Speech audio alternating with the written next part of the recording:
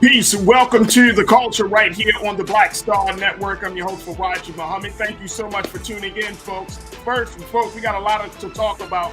First conversation, let's talk about the January 6th committee, their fourth hearing, as they talked about Trump's political pressure on state legislators and election officials. We'll have that conversation. Also, we'll talk about the latest in the Ukraine-Russia conflict, as Russia has been able to get 2 hostages in this whole situation from America.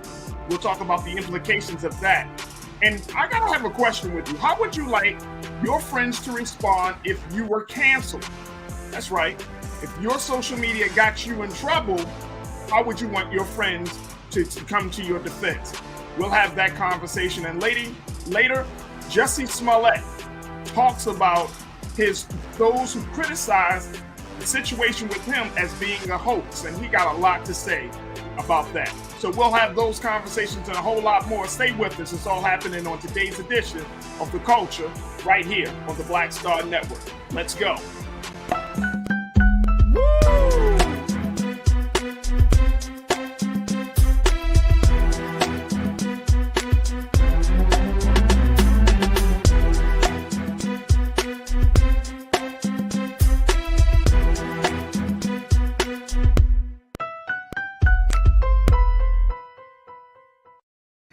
All right, folks, welcome to the show. Welcome. So much to talk about, so let's jump right in. There has been, at this point, 4 hearings from the January 6th committee, the committee that's responsible to figuring out what really happened, what led to that day of January 6, 2021, that's been led by Representative Benny Thompson, the Democratic representative, and the Republican representative, Liz Cheney. Now, this particular hearing that happened yesterday afternoon focused on former President Trump's political pressure on state legislators and election officials, primarily in the states of Arizona and Georgia.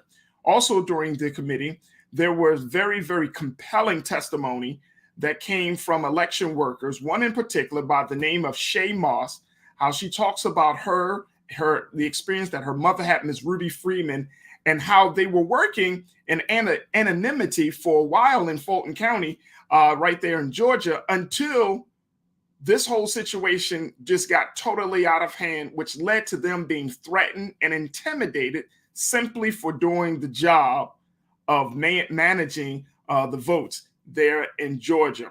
I want to first share with you a quick excerpt from that hearing. I want to, of course, get your response, so make sure you post your comments on our Facebook and YouTube pages.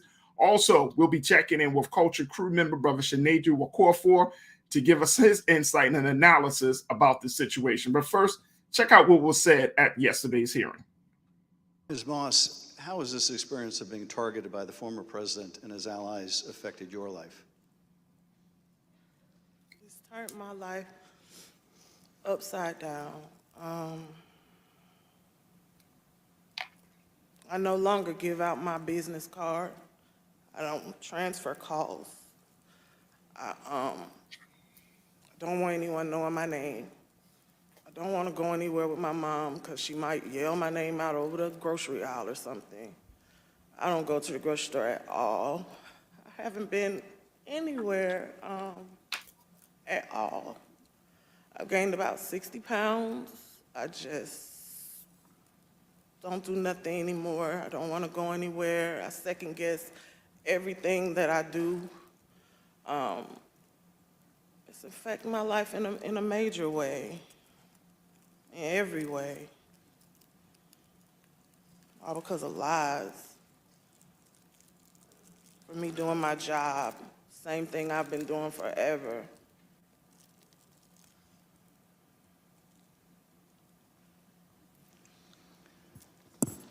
Your mother also told the select committee about how she had to leave her own home for her safety and go into hiding after the FBI told her that it would not be safe for her there before January 6th and until the inauguration. Let's listen to a clip of her story in her own words. Around the week of January 6th, the FBI informed me that I needed to leave my home for safety. and I left my home for safety around that time. Understood. How long did you stay out? Did you, remain outside of your home for your own safety? I stayed away from my home for approximately 2 months. It was horrible. I felt homeless. I felt, I can't believe this person has caused this much damage to me and my family. To have to leave my home that I've lived there for 21 years. And, I'm having to have my neighbors watch out for me, and I have to go and stay with somebody. It was hard. It was horrible. And that your conversation with the FBI about needing to leave your home for your own safety, or perhaps recommending it. Do you remember, was there a specific threat that prompted that, or was it the accumulation of threats that you had received? What prompted it was getting ready to January 6th was about to come. And they did not want me to be at home because of all the threats and everything that I had gotten. They didn't want me to be there in fear of, the people were coming to my home, and I had a lot of that. So they didn't want me to be there just in case something happened. I asked, how long am I going to have to be at home? And they said, at least until the inauguration. Ms. Moss, I understand that people once showed up at your grandmother's house. Tell us about that experience. I received a call from my grandmother. This woman is my everything. I've never even heard her or seen her cry ever in my life. And she called me screaming at the top of her lungs, like, Shay, oh my God, Shay, just freaking me out, saying that there were people at her home, and they knocked on the door, and of course she opened it and seeing who was there, who it was, and they just started pushing their way through, claiming that they were coming in to make a citizen's arrest. They needed to find me and my mom. They knew we were there. And she was just screaming and didn't know what to do. And I wasn't there, so, I just felt so helpless and so horrible for her. And she was just screaming. I told her to close the door. Don't open the door for anyone. And, she's a 70-something, I won't say, year-old woman, and she doesn't like having restrictions. She wants to answer the door. She likes to get her steps in, walking around the neighborhood, and I had to tell her, like, you can't do that. You have to be safe. She would tell me that at night, people would just continuously send pizzas over and over to her home, and they was expecting her to pay for these large amounts of pizzas, and she went through a lot that she didn't have to. And once again, it made me just feel so horrible.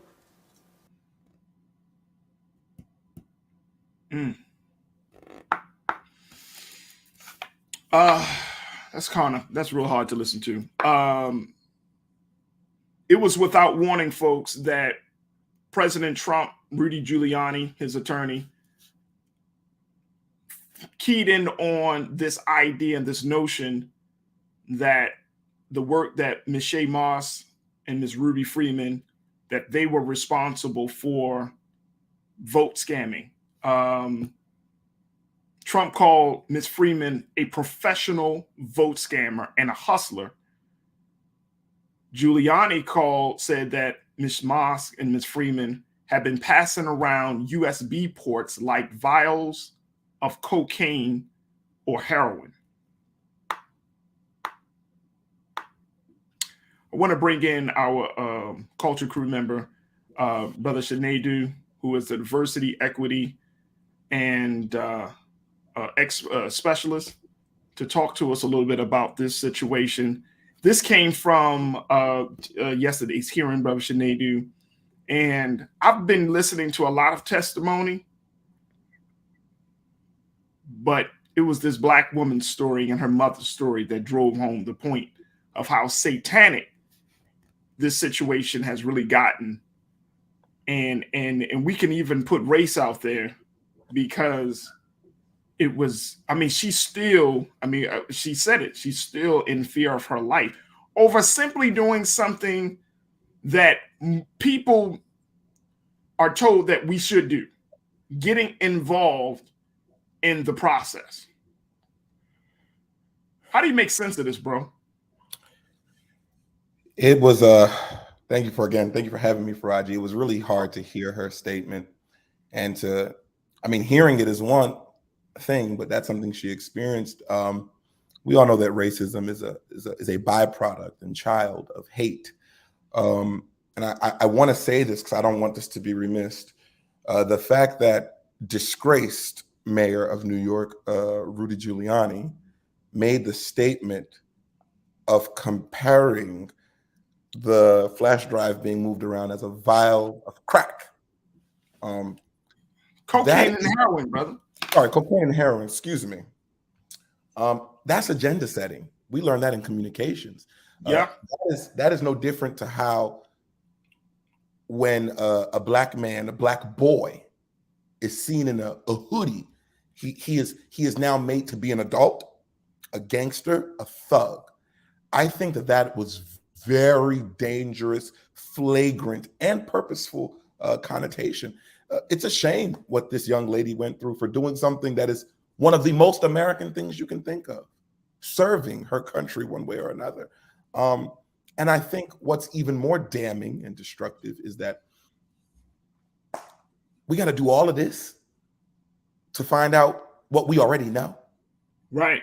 They're doing, and to the point that depending on what happens and the recommendations that are made to Merrick Garland and his team, possibly nothing might come out of all of this. Right. And this woman speaking up now, at the hearing, the mother and the stories of the grandmother, their safety will forever be in jeopardy. Even especially if something does happen to the co-conspirators of this of the insurrection. And I just think that is disgraceful. And let's add to it too, Brother Shanadu, that the courage that it took for her to even make this testimony, to come to Washington to make the testimony, to put her story out there, right? It opens her up.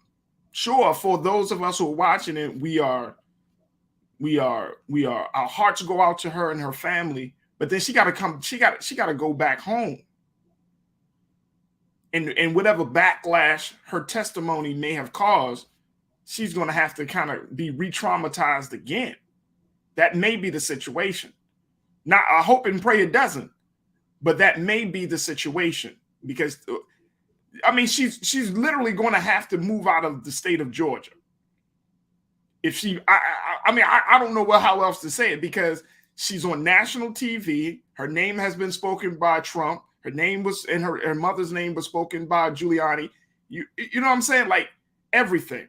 Let me go to the comments very quickly and check in with so many of our watchers that are taking a look at this situation. Let's go to Karina. Karina checked in. Karina, good to hear from you. You said the FBI warns Lady Ruby to leave her home before January 6th, doesn't place her in protective custody, and does not give Pelosi a heads up about what was coming. Yeah, that's interesting. It is interesting that she was not afforded the chance to be placed in protective custody. And I guess, I don't know why, but that is an interesting point. She should have been given the protection that she needed. Karina, thank you so much. Let's go to forensic. Forensic accountant checked in and said, because his supporters are willing to die for him. Well, on that day, and leading up to that day, we saw that. I've been seeing a number of his supporters falling back. Now, they might be talking all of that, I don't know what was going on. I was not in my right frame of mind. I was in a state of insanity. Yeah. But on that day, y'all were willing to kill, and then on that day, y'all were willing to die. So I'm with you right there, Forensic. Thank you for checking in. Brother King Lee, my man. Brother King Lee, you said we're living in a very mean, evil world.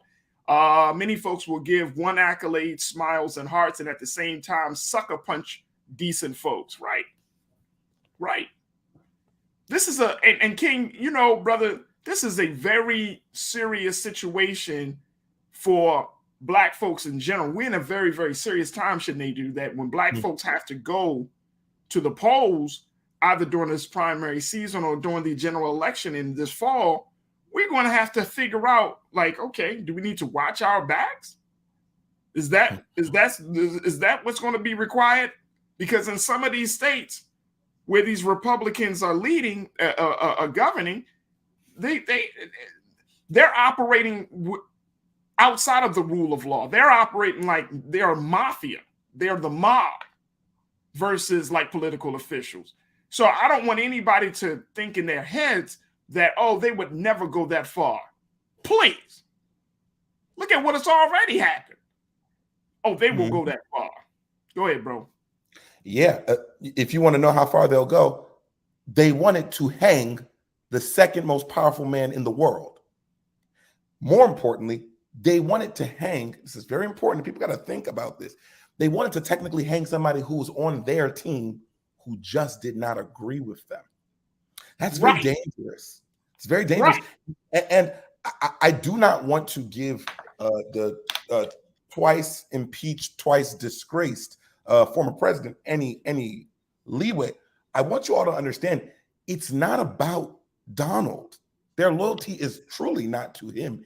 He is a representation of their beliefs, of the beliefs of many white men. When I think about Georgia and this young lady having to move, not even speaking on what other Blacks or African Americans or minorities are going through in Georgia with their voting laws and their laws that don't allow people to bring water to them. This lady was doing her damn job. Right. And now she's getting blamed. She's getting the backlash. And what saddens me is Donald Trump is a free man running around Mar-a-Lago shooting up 18 holes of golf. Come on. Free. That is disgusting. Bob Woodward from the Watergate crisis made a really good point. He said, this is bigger than Watergate. But my question is, if it's bigger than Watergate, it saddens me that the Trump camp is very, very, very comfortable. And to me, that just leans into white supremacy and how powerful it is, even when the world can see that they are wrong. If it's bigger, and y'all think you're right on point, Sinead, if it's bigger than Watergate, how come it's not being treated as such? And I'm talking about from every agency of the United States government, right? I mean, seriously, how come it's not being treated as such? Like, why are we acting as if this cancer style situation won't infect every single person? You know what I mean? Like, it's mind blowing. All right, let's go back to let me get a couple of more comments in. And I know, Brother Sinead, you're going to have to jump off for a quick moment. But real quick, Dizzle, B Dizzle, you checked in. Good to hear from you, Dizzle. You said Trump and people played this card because they knew outside of the original lie saying Black people were the cause of their election loss would even be more believable. A totally racist tactic. Right. Now, let me just go to say that she is not the only one that's been intimidated. There have been a number of election officials who have been intimidated, Raffensperger and others who have been intimidated, followers of Trump showing up at people's homes, the whole nine. So, yeah, but I hear what you're saying. Edward White, thank you for checking in, Dizzle. Edward White, you said their covers are being blown off. This line of thinking has been going on for decades. Yeah, but see, now we're in a different place where the election officials have to be protected. What is that going to do as we get to the general election? How is that going to play out? Karen Coffee, Edward, thank you so much, sir. Karen Coffee, Culture. Karen, you checked in and said they should sue Trump's lawyer because they maliciously lied about these black women, defaming their character. Well, I hope that's the case. But see, even that, Karen, and I don't know if this is how you feel, but this is how I'm starting to feel. Like even just a lawsuit, Trump is being sued all over the country. Lawsuits are not stopping this guy. Lawsuits aren't stopping the people that he has influenced. Lawsuits aren't stopping the philosophy from spreading, the big lie from being bigger. It's not. We hope that it would, but guess what?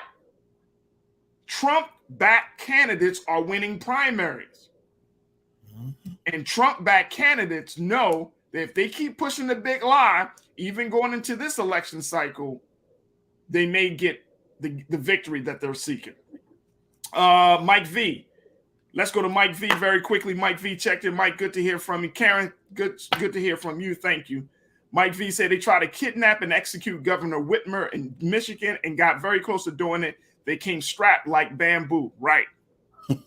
They wanted to kidnap the governor. They wanted to hang the vice president, and they literally wanted to kill Nancy Pelosi.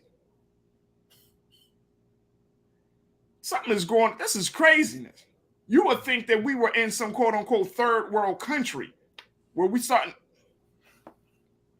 Let me remind you folks, they were 40 feet away from the vice president, one of their own. If they were willing to kill one of their own, 40 feet away in the halls of the Capitol, please, we got nothing coming. Sinead, what's your final thought on this, brother? Man, what I want to say is as we hear all of Trump's people kowtow and now officially point the blame, I'm reminded of back when I was in history class of a political cartoon about Boss Tweed. If anybody has a chance, look up this political cartoon about Boss Tweed, a rich, greedy man, right? And when everything is back in the 1800s, when everything started going wrong and people started asking questions, it's a picture that everybody is pointing. He did it, Boss Tweed. He did it. He did it. But no one had an issue when they were all benefiting off of the lunacy that Donald Trump spewed. And I think that's very interesting. I feel like everybody in his team is trying to now backtrack and look like heroes for stepping up. I forget the congressperson who just recently got booed, but you all were voting with him. You all were voting with him, agreeing with him. You all inflated this monster. And when you hear some of the recordings of those who said, we tried to tell him, even Bill Barr, we tried to tell him. But Bill Barr, you were recently on, I want to say it was ABC, if not CBS, a couple of months ago, and they asked you the most powerful question. If he ran again, would you work for him? Come on, and man. He said yes. Yes. So all of them need to go down. All of them in that order, starting with him, but all those cronies need to crumble under that jailhouse too. And this can't be a fine. And Mitch fine. McConnell said it. Mitch McConnell said it. I want to show this very quickly. Let me show this real quick screen. King Keenan, let's put this quote up on the screen, bro. This first quote. This came out of the Washington Post. There was a piece that was written about this. Those ignoring the January 6 revelations are guaranteeing more violence. It said, we didn't arrive at this precarious moment solely because of Trump. Trump couldn't have happened if Fox News and Republican elites hadn't normalized his threats to Democratic tradition. Now they continue to do so with their breezy dismissal of the breathtaking revelations of the January 6 hearings. This was written by Mr. Dana Milbank for the Washington Post. And Mr. Milbank is a writer that looks at all of this stuff. But guess what? The breezy dismissal. Mm-hmm. See, this is going to be, I'm telling you, we may not see it, but maybe something is brewing in this country. And we got to sound the alarm on this, Brother Shanadu. Something is brewing in this country. And the reality is this is going to bite the Republicans right on the ass, because the American people are tired, black people, white people, we're tired of this breezy dismissal of an idea whose time has come to crumble. We're tired. I think a lot of people in this country, and I'm even including, I'm saying white people, brown folks, Native Americans, Asian Americans, people are tired of the stench of white supremacy. People are tired. And people are saying, and I know it may not seem like it right now, folks, but I know people in various spaces and various circles are saying, man, something's got to be done, or else this thing is going underwater very quickly. Sinead, I know you got to jump off. I appreciate you. We'll be checking back with you very soon, but I thank you for your time this afternoon, brother. All right. See you in a little bit. Yes, sir. Folks, we're going to take a quick pause. When we come back, we're going to switch gears. Let's look at what's happening internationally. We'll be checking in with Dr. Gerald Horn to get our weekly analysis and update about what's happening out of the Ukraine-Russian conflict as that continues to grow, folks. They have now been able to capture 2 Americans in this whole situation, and now the stakes are even higher for President Biden to respond. And we will talk about what his options are in his response. We'll have that conversation up next, so stay with us. A lot to get you in the second 30 of the culture here on the Black Star Network. We'll be right back.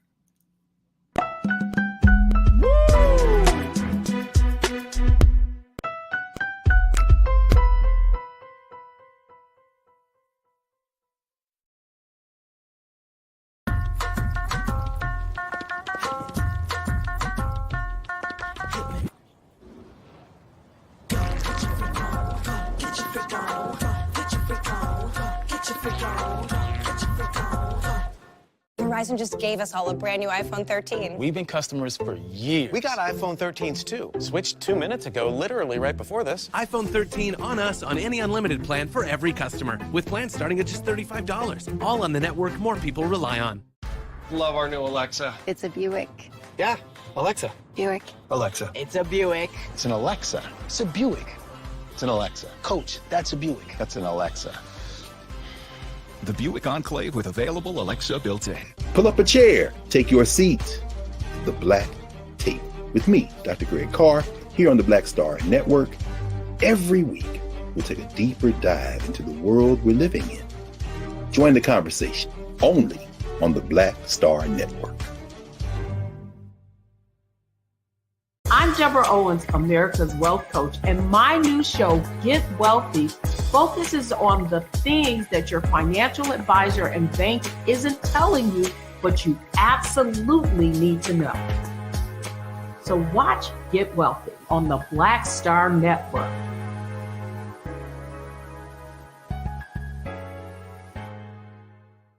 Folks, Black Star Network is here. I'm real revolutionary right now. Support this man, Black Media. He makes sure that our stories are told. Thank you for being the voice of Black America, Roland. Hey, Black, I love y'all. All momentum we have now, we have to keep this going. The video looks phenomenal. See, this difference between Black Star Network and Black-owned media and something like CNN. You can't be Black-owned media and be scared. It's time to be smart. Bring your eyeballs home. You dig?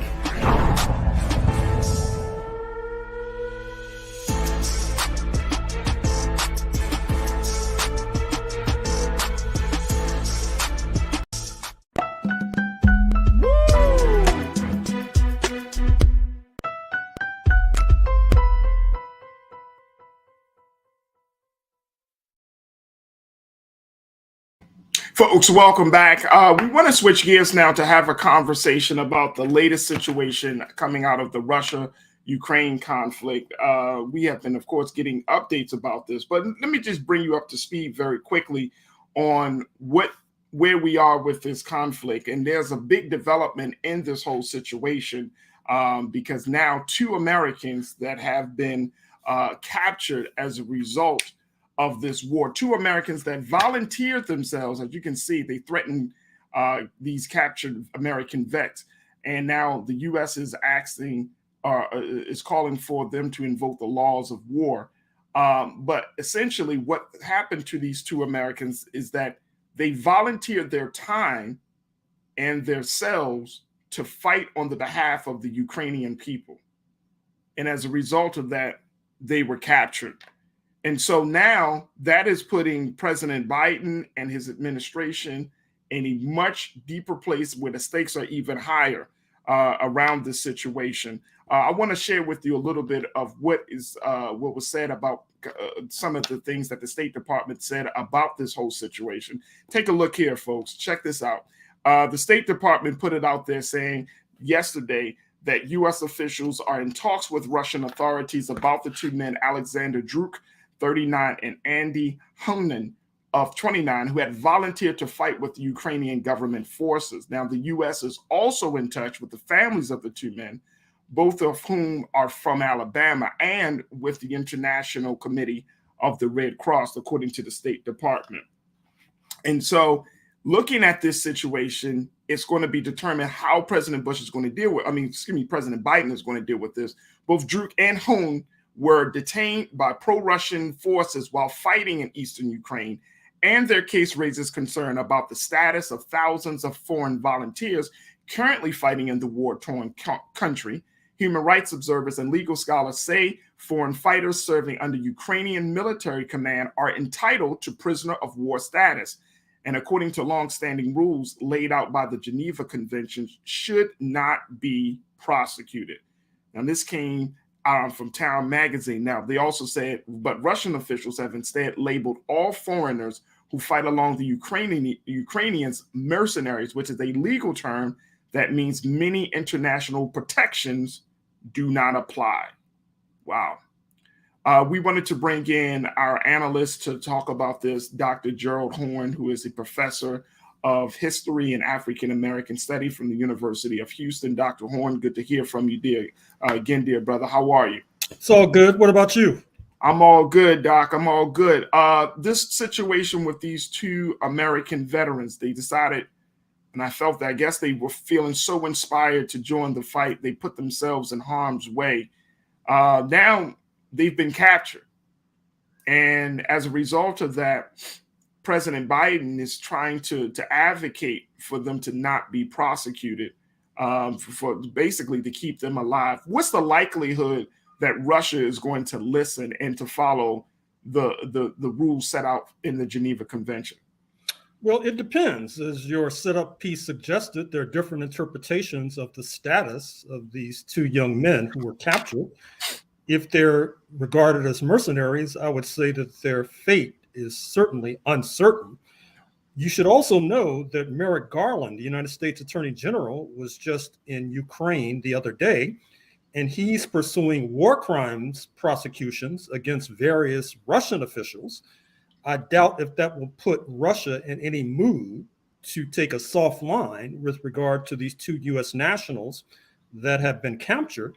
And in any case, as your remarks suggested, this conflict is getting worse by the day. Yeah. The latest crisis is that the Russian city of Kaliningrad, if you look at your map, you see that it's equivalent to Alaska. You know that Alaska is not connected to the lower 48, it's separated by Canada. Kaliningrad is not connected to the Russian mainland, it's 300 miles away, but it borders Lithuania and Poland. And what's happening now is that Lithuania is enforcing a so-called de facto blockade against Kaliningrad. Moscow says this crisis will not be settled diplomatically, which is quite ominous. Keep in mind that relations between Lithuania and Russia are strained in the best of times because there's a large Russian-speaking population in Lithuania, a legacy of Lithuania formerly being part of the Soviet Union, and they are crying discrimination all the time. Keep in mind as well that relations between Russia and the United States neighbor, speaking of Canada, are also worsening. That is to say that at the top of the world, in the Arctic, you have continuing conflict between Russia and Canada that could spiral out of control at any moment. And now we know that Mr. Biden is headed to Saudi Arabia, despite the fact that he excoriated and denounced Saudi Arabia when he was candidate Biden because of various human rights violations in Saudi Arabia.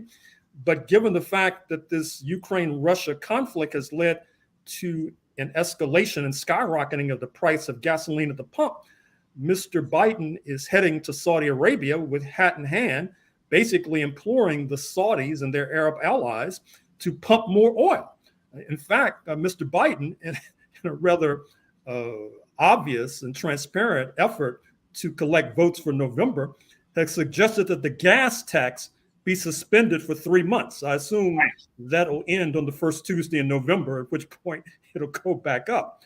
And part of the problem with regard to the United States and the energy question is that the boycott of Russian energy, and Russia is basically number 2 to either the United States or Saudi Arabia in terms of producing oil. What's happening is that Russian oil is being snapped up on the cheap, not only by China, but by the ostensible US ally that is India. And that has meant that the Russian economy has not collapsed. In fact, by some measures, the rate of inflation in Russia is lower than the rate of inflation in the United States of America. So one has to wonder who's being sanctioned. That's a big question.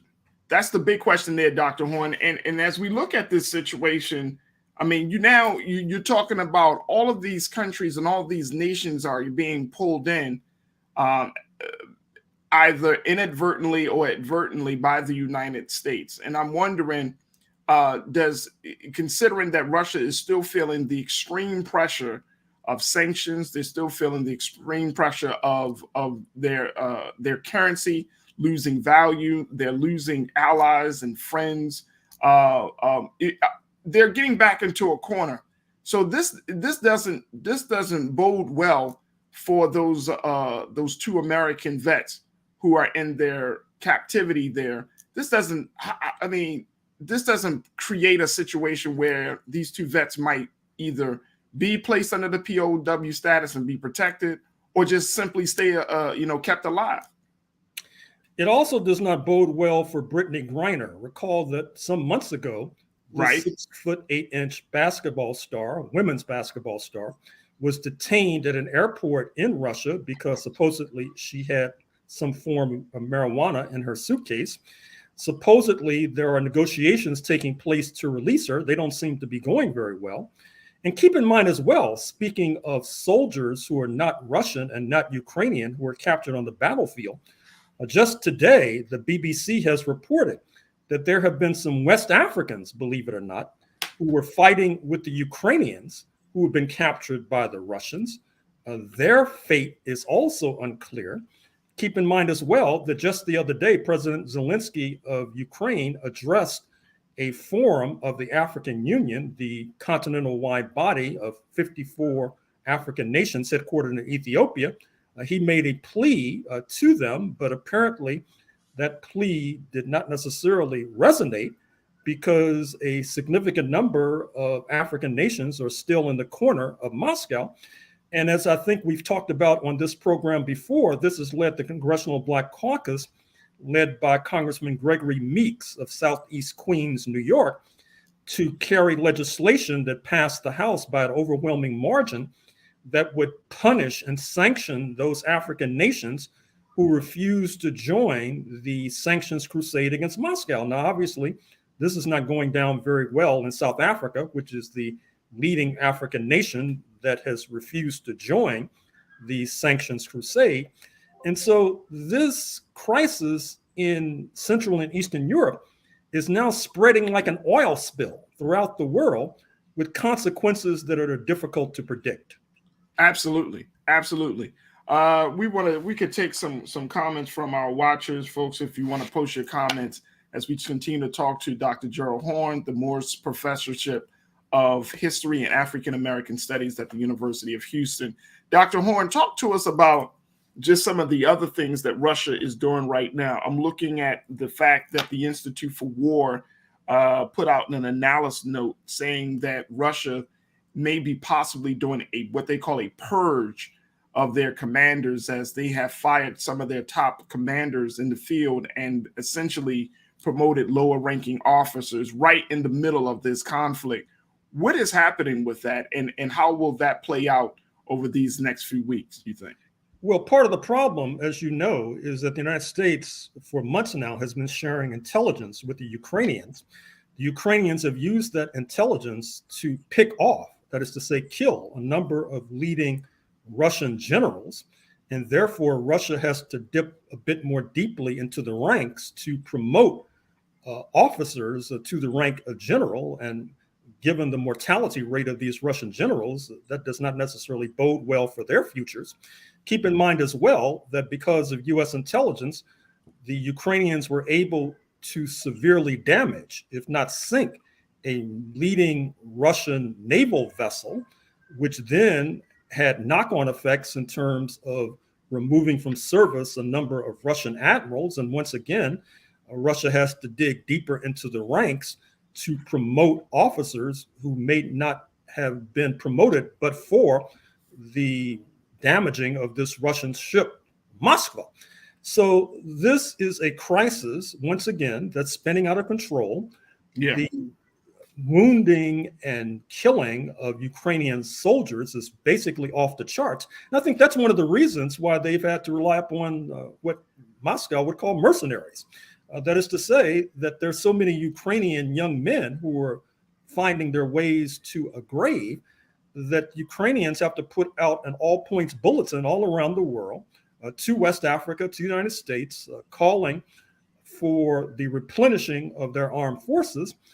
This does not bode very well. And speaking of not boding very well, keep in mind as well that the latest news from Western Europe is not only that Russia is turning off the tap with regard to sending natural gas supplies to Western Europe. Now, in the summer, that's not significant, although it will have impact upon Western Europe's manufacturing and factories. But in a few months, the winter will be here, and one has to wonder, will the Western Europeans try to sue for peace once a significant percentage of their citizenry are freezing in the dark in Berlin, Paris, etc.?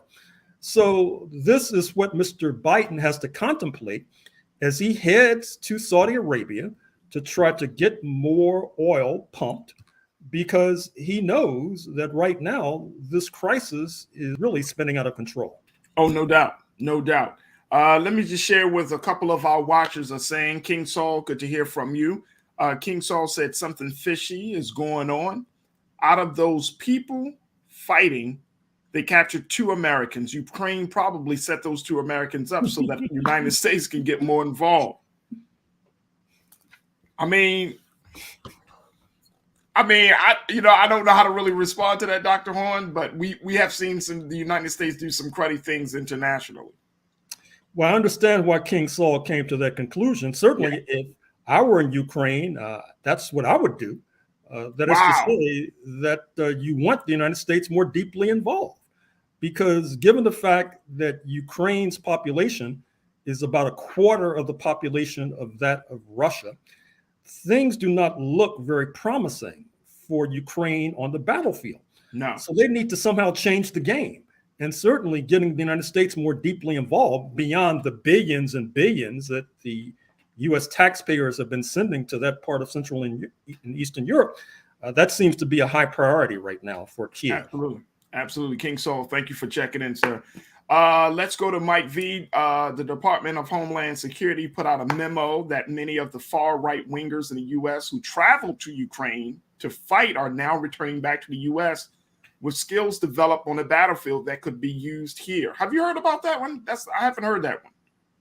Well, I'm afraid so.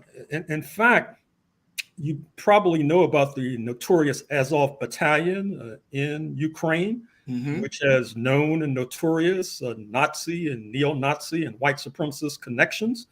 Apparently, their comrades here in the United States are seeking to bolster them by traveling to Ukraine and joining their ranks.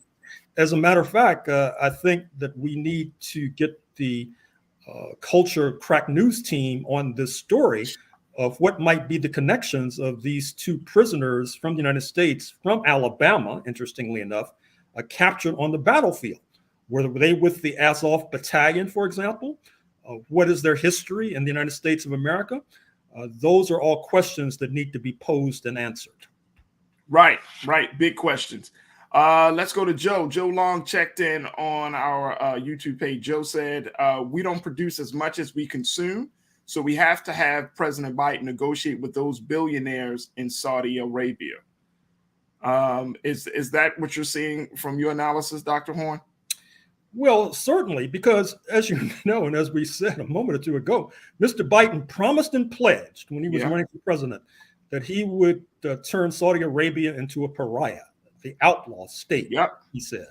And that is because the Saudis invited, or they welcomed, the Washington Post journalist of Saudi origin, speaking of Jamal Khashoggi, into the Saudi consulate in Turkey, and then chopped him up like he was a Thanksgiving turkey and buried him somewhere. His bones have yet to be recovered.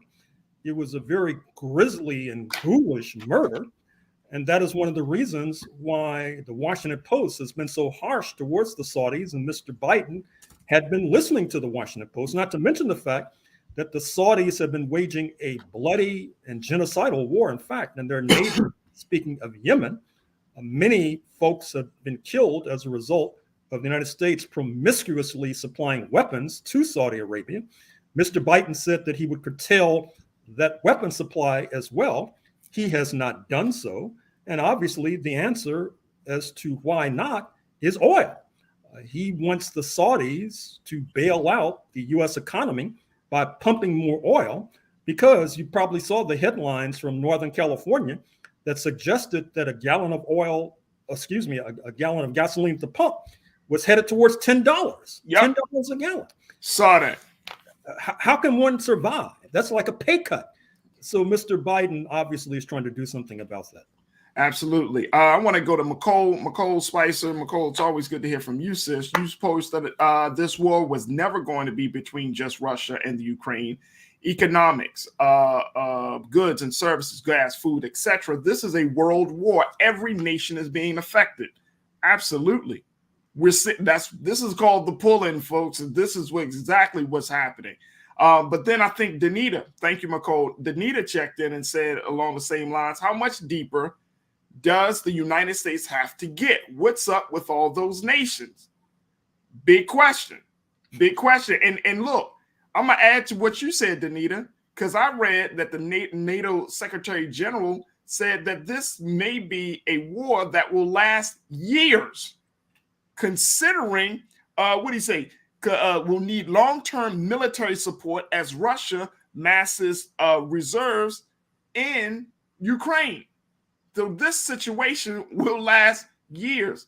Dr. Horn, we ain't ready for this.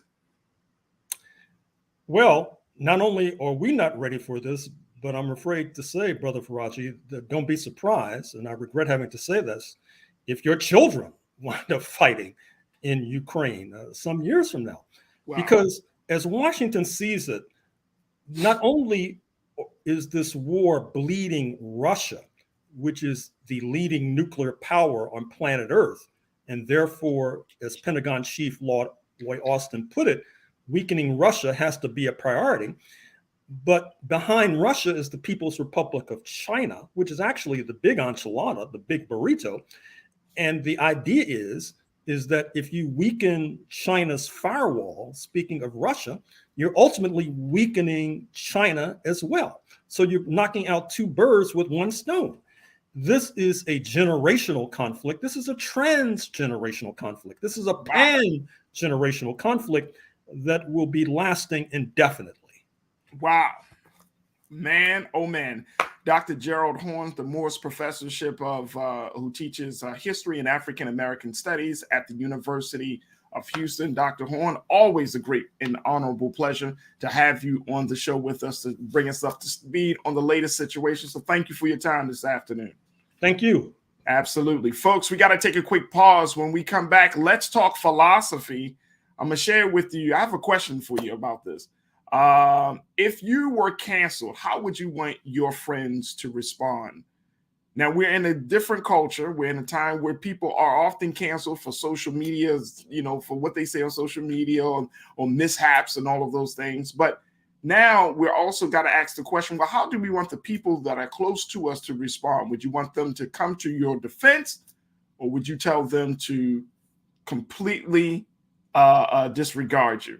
We're going to have that conversation up next. Also, later on, let's talk about Jussie Smollett, who's back in the news, who has finally broke his silence about the criticisms that people have given him about his hoax. And did I say hoax? I meant to say his situation.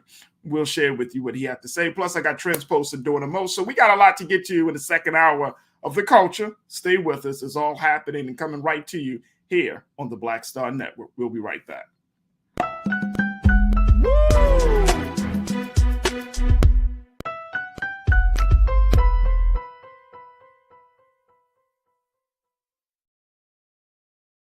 iPhone 13 on us for every customer. Current, new, everyone.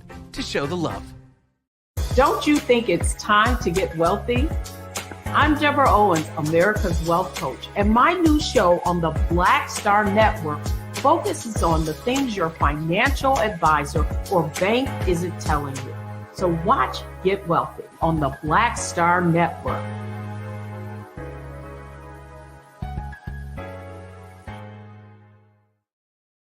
Hi, I'm Dr. Jackie Hood Martin, and I have a question for you. Ever feel as if your life is teetering and the weight and pressure of the world is consistently on your shoulders? Well, let me tell you, living a balanced life isn't easy. Join me each Tuesday on Black Star Network for A Balanced Life with Dr. Jackie. We'll laugh together, cry together, pull ourselves together, and cheer each other on. So join me for new shows each Tuesday on Black Star Network, A Balanced Life with Dr. Jackie.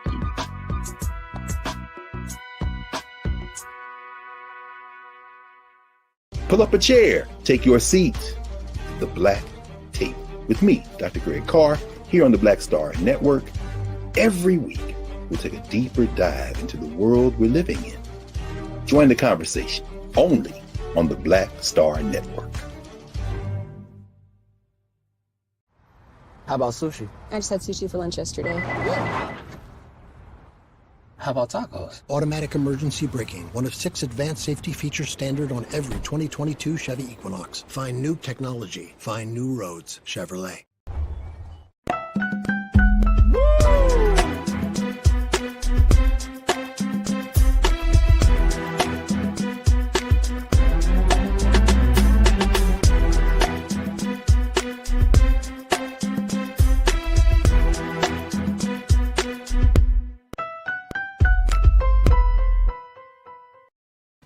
All right, folks, welcome to the second hour of today's show. Thank you so much for tuning in. Great first hour, as we talked about everything from the January 6th hearings, just a little bit, some of the compelling testimony that was given there, to what's the latest that is happening with Russia and Ukraine. So make sure you tune in to that first hour. Don't miss it at all. Now I wanted to talk to you about something that I think that is a much more cultural conversation, because the show is called The Culture. I wanted to have a discussion about being canceled and how would you want your friends to respond. Now, this came out of this came as a result of a piece that Dr. Agnes Callard wrote in the New York Times. If I get canceled, let them eat me alive. Now, let me share with you just a little bit about what Dr. Callard, who teaches about philosophy at the University of Chicago, what she had to say about this whole idea. Keenan, let's post that first quote. She said, "What would your friends help you if you got canceled?" This is the big question, folks. How would you want your friends to respond? She said, "The most important component of not fighting cancellation is not recruiting friends to my cause. The expectation that one's friends exhibit the quote-unquote courage to speak up on one's behalf, the inclination to see the cancellation as a test of the friendship, which certainly requires proof of loyalty. These are the first steps on the road to the friend purge. Here it is how it goes. A few of the cancelees' friends meet the expectation to speak up in support, but those who remain silent, which is most of them, become suspect. New publicly aligned friends are acquired to take their place." She goes further on to say that that when you are canceled, the beleaguered cancelee now feels she sees or who her real friends are, but in fact, She has no friends anymore. All she has are allies. First, she turned her friends and perhaps even her family members into allies, and then she acquired more allies to fill the ranks of the purged friends. The end result is a united front. But what I would call real friendship has gone missing in the bargain. Now, this is an idea, folks, that I think that we should talk about, because so many of us, if you're on social media, you know that it's so easy to get canceled. And I'm not just talking about the celebrity style cancel where there's all these people that's like, oh, you said something wrong or you did something 10 years ago, and it is just absolutely abhorrent. So as a result, you need to be canceled. But what about people who you just don't disagree with? I mean, just don't agree with. And they wind up saying, well, you know what you said is offensive. What you said, what you did is offensive. Therefore, you should be canceled. Do you want your friends to come to your defense? Do you want people to speak up for you? Or do you want to kind of be in this place where you can speak for yourself? Do you want to be in this place where you feel like, you know what? I don't need everybody to kind of plead my case here. I can just stand in this and what I believe. Because I think that in this day and time, our culture, especially on social media, we love the idea of people always defending us, protecting us. We love the idea of people always feeling like, you know what, these are my real friends. And would you be mad that if somebody called for you to not be heard, not be seen, to essentially be canceled, and your friends decided, your people that you know that are in your circle, they decided, you know what? I'm not going to say anything. Would you count them out as being real friends?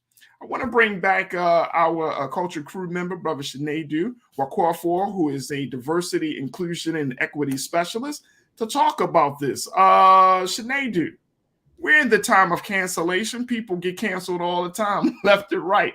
People get shut down. I see people get blocked on social media. You say the wrong thing, especially, I think it's funny. I mean, it might not be funny to the guys that they do it to, but it's funny when I see women cancel guys or block guys and say, oh, delete, oh, block. You know what I mean? But when we're in a space like this and we expect people to speak up for us, right? Like, should we have that expectation? Well, I'm gonna say this first. Ain't nobody canceling me because I was subscribed by something higher. I'm just gonna leave that there. But oh, I think about this every day, especially in my position. Oh yeah, I ain't gonna say they do. Honestly, can I keep it real with you? Because nobody else is watching. Nobody else is listening. Honestly, I think about this too. I do. I do. I'm like, you know what? I've been blessed with this platform. You know what I'm saying? And you know, when you're in front of, it's like when I do radio shows, my radio show, radio broadcasting, it's one thing, right? That's the radio. People don't see you. But when people see you, it's just something totally different about the medium of actually seeing a person, right? You know, they get to take in your whole self, your eye movements, your facial expressions, all of that, right? So they can hear, not only are they hearing whether you are sincere or if you believed a certain way or if you're lying, but they can also see. You know what I'm saying? So even when we have these conversations, I have to say, okay, Farajii, where do you stand on this conversation? You know what I mean? Like, do a self-assessment before I even have the conversation with you or anyone else or with the audience, because I know cancellation is real. It happens all the time. But then I'm also wondering, like, man, do I want people coming to my defense? All right, go ahead, brother. I just wanted to share your pain. I just wanted to let you know I share your pain, bro. And you know, Farajii, I ain't gonna say much, but I think about it, especially today. I thought about it actually at my job, because you know, Farajii, you and I have met some of the same people. One person in particular, and not too many people are fond with some of the people that we meet for their own personal ideas. So I thought about this earlier. But when it comes to being canceled, this is my belief. I think Sunny Hostin, she's an attorney and she's one of the hosts on The View. She says it best. Shouldn't really be cancel culture. It should be consequence culture, right? Because canceling is just getting rid of somebody as if human beings are infallible. We're not computers. We're not programmed with ones and zeros. We make mistakes. People mess up. As it pertains to friends coming to defense, right? I believe in that too, because in cancel culture, there should be also counsel culture, where that counsel counsels you on, hey, this is probably what you did wrong or said incorrectly. But also that counsel is very important, because I would want my friends to walk my name in the room, but I would also want them to understand that if you are speaking up on my behalf, you might get more of the hell than I'm getting. So I would hope whatever friend chooses, you better know, what do they say when you're on the internet? Do you agree to the terms and conditions to what you're speaking up about? Right. Now, here's another part of this, and then we're going to get to our lovely watchers here. Miss Dr. Khaled, she said this in her piece. Ariel, let's post the second quote from Dr. Khaled very quickly. She said this, and I think this is important. She said, I do not want any of that, talking about going through all of the process of being canceled and having friends. But she said this, and this is why I think it's important. She said, I want friends who feel free to disagree with me both publicly and privately. Friends who will admonish me gently but firmly with whatever grain of truth there is in any accusations against me. I want friends whose minds are not tethered to my own in bonds of allegiance, but spin freely of their own accord. I love my contrarian friends and the way their thinking traces wonderful and mysterious paths, following a logic all their own. And I cherish my conformist friends who keep me in touch with the wisdom of most people. She further states that I want friends who ask the right questions, friends who bring me cookies, friends who help me up when I stumble, friends who expend so much attention on the inner me that they have little to spare for how I am perceived by others. I want friends, not allies. I value my public persona, but not enough to sacrifice the liberty of my friendships at its altar. Damn.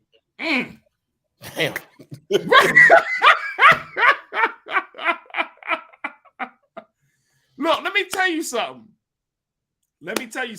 You know, they have a couple of sayings, and you know this, Sinead, do. They say birds of a feather flock together, right? But then they also say, and this is like a law of success, that your success depends upon the people that you're around the most, right? Like how high you will go or how low you will go, right? And so I think, and one of the big reasons I wanted to bring this up is because I think we should have a regular assessment of our friendship circle, right? Like some of us really do want friends who are becoming yes men and yes women. That's all they want. Like you know who those friends are, folks. You have that friend, like there's nothing that they will go against you. They won't, like you'd be like, girl, I want to go out and I want to rob somebody. And they'd be like, yes, girl, absolutely. I'm all in. Let's go. Let's do it. Versus some of us, and I like friends who tell me the truth. Tell me, you don't have to ride with me on every single thing. Challenge me. Challenge my thinking. Challenge the path that I'm thinking about taking, my decision making. Challenge me. Because that's, you know, there's the old saying, Sinead, do, steel sharpens steel. And if my friendship is, everybody is like, oh, Farajii, you're so great. Oh, and because of the platform. Oh, Farajii, you can. I can't ride with that. What's your take on that? I agree. I keep those people away from me. Actually, I'm turning 30 this year. I'm still a young brother. But I'm learning that in this time that God is doing a natural cleansing of just that, because I think I've read enough to understand that I don't need a et tu Brute friend. I don't need that, because by the time you learned about Brutus, you were dying. It was too late. Right. It was too late. I don't have time for that. And you know, it says cowards die many times before their death in that same play.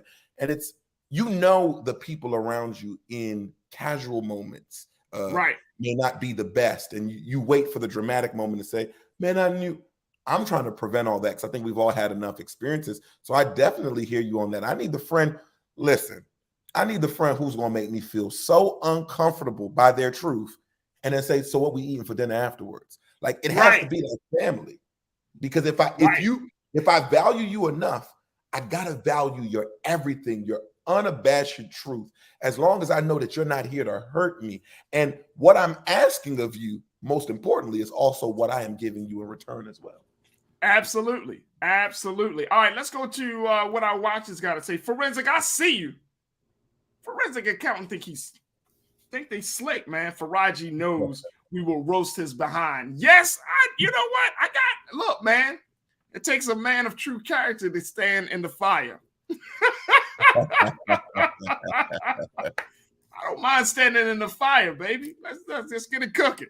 All right, let me just share with folks that have to, and again, this is a different conversation, but I think, again, we need to look at culturally where we are with our friendships, because a lot of our friendship, especially when it comes to very sensitive topics, whether you're talking about race issues, you're talking about equity and gender issues, whether you're talking about economics, a lot of this stuff, that when y'all post certain things on social media and people don't agree with you, most people, and this may not be you watching, but somebody watching, y'all know that when you post something on social media, your viewpoint about an issue or topic, you want to have the maximum number of likes, people to agree with you. That's just human nature. The moment that you start to have, now you might have 100 likes, 100 people say, I agree with you, and you might have 10 people say, I disagree with you. You're going to naturally go to the 10 people and be like, who the 10 people that disagree with me on? Huh? With 10 people. And if you find it's somebody that's close to you in your circle, you ready to start the comments. You ready to start the, all right, boom, I'm going for them. You know it. 100 people can be like, yo, you're right.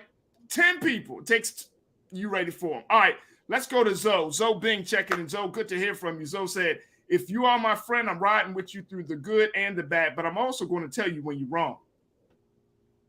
Yeah. Hey, Zoe, I wonder if any of your, if you are being canceled, if you say something that people don't like and they call for the cancellation of you, will your friends be the same way as you are with your friends? Just wondering. Let's go to Danita. Danita, she always act like she don't give a damn about nobody. See, I get canceled at work too. I'm good with it. Oh. She just like, the hell with it. I'm done. All right, cool. I hear you, Danita. Davey, thank you for checking in, Danita. Davey, let's go to you. Davey said, no friend of mine needs to use Twitter fingers on my half. That is entitlement. So if you get canceled, Davey, you don't want nobody to come to your defense. I hear that. I definitely hear that. Chris, hey, Davey, appreciate you, man.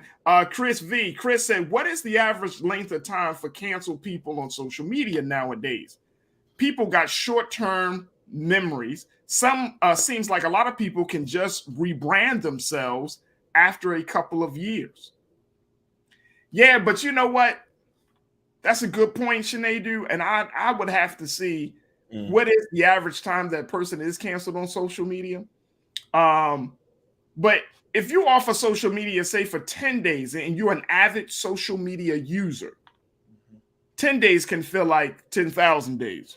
10 days can feel like, oh my gosh, I'm about to die. That's the psychology of social media, right? But I think to your point though, Chris, you know what I mean? Some people do got short-term memory. And some people always want to bring up the worst things that you've said or the worst things that you've done to put you in a position to be canceled. And I think that's the other part on it. Let's go to Tiana. Tiana says, you can't cancel a person from a place that's not real. I was going to get to that. All right, well, share your thoughts on that, Sinead, because I mean, that's interesting. You know what I realize about human beings? I feel like What's that? human beings forget that a lot of the stuff that we do is a social construct, meaning there is technically no actual rule or law to it. It's just code, like we say for certain things in our community. So when it comes to it not being real, sometimes it's not real. What happens is in this fragmented world of zeros and ones online, right?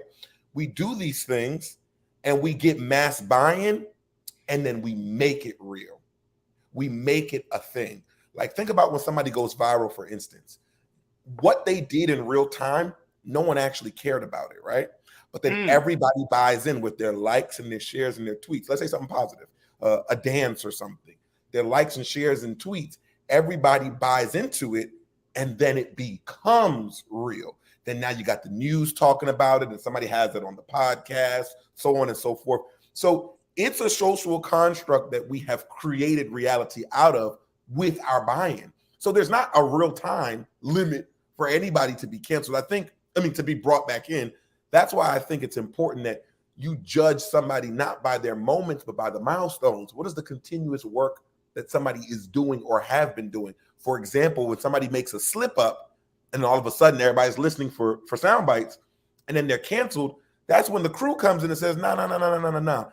If you search the history, this person on this date, that date, corroborate the experience. Because some people are just looking for a moment to say this person is out. And it's like I said, it's not always true. And that's why it's important to have other human beings, friends, colleagues, whomever, to say, no, that wasn't my experience. Right. That's interesting. That's very interesting. Let's go to King Saul's. King Saul, you posted before, and I like what I see right now. King Saul's going to start a different part of this conversation, which I love. So King Saul said, friends are like the wind. They come and go. If I say something that you don't like, so be it. If I hurt someone wrongfully, I will apologize. No friend needed when dealing with social media. Here's why, and King Saul, you can please explain this to me. Why go on social media? And I'm saying that not to be a jerk about it. I'm just saying people go on social media to quote unquote expand. Some people go to connect with people they already know, but a lot of us go on social media to expand our network, right? We're on social media to connect with people that we never spoke to, people that we probably wouldn't cross paths with in real life, but on social media, we're in the same space at the same time. So it's always fascinating to me, Sinead, when I come across individuals who say, well, I don't want to be this way on social media, but what's the purpose of even being on social media if you don't want to be social? There you have it. And give and take. I like the point that King Saul made, but I think it's also give and take, because anywhere you go, everybody gonna have an opinion.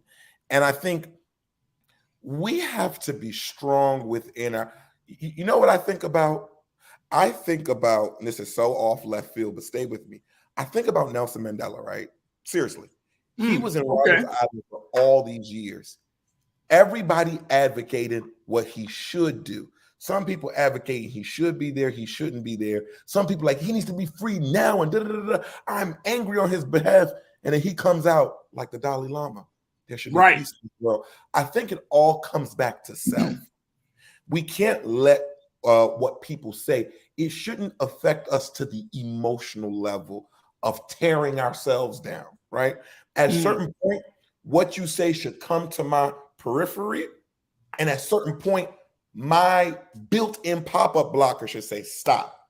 This can't go no further than this. You can review it there, but certain things shouldn't always penetrate, because I think in this world where our emotions, there's nothing wrong with it, but we have to be careful to not let our emotions overtake us, because then, very important, let's say I canceled you for A, right? Yeah. And the response is B. Now everybody's going to forget about A if B is stronger. And let's say you say something ignorant while you say B. Now people gonna say, you know what, this is now going to be the reason why you cancel, and they'll forget about what you said earlier. That's why you gotta hone back into self-knowing, knowing self. And that's why, with all due respect, sometimes stay off of social media so you can have a strong hold of self to understand that this ain't always real. Just right. And that's interesting. King Saul responded and said, look, I go on social media to hear news from my people that has not been said by the mainstream media. Okay, I can respect that. I certainly respect that. A lot of people do. A lot of people go on social media, and this is why I think the rise of we have news, which is the hard facts.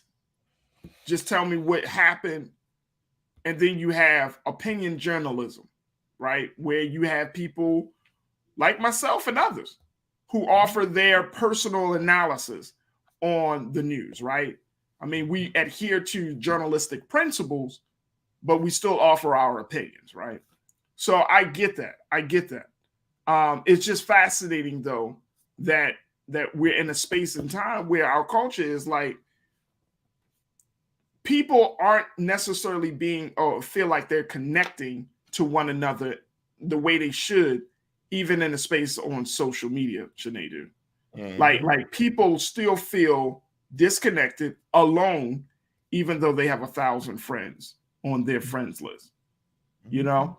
And I think that social media is a great opportunity for us to have some deeper conversations and for us to look at how we see ourselves in relationship to other people, where we fit, where we put ourselves in relationship to other people. I mean, yes, you can, and I love, and the thing about social media, it started with Facebook. I mean, you could go back as MySpace, but Facebook really did an excellent job in making us believe that the people that we connect with through technology is our friend. And friend has a very heavy connotation. This is someone that you can lean on. This is someone that you can confide in. This is someone that you can trust, right? This is someone who you support and who supports you. Friend has a heavy, they didn't say, welcome to Facebook, you have 1 or 2 connectors. It says, no, you have a new friend.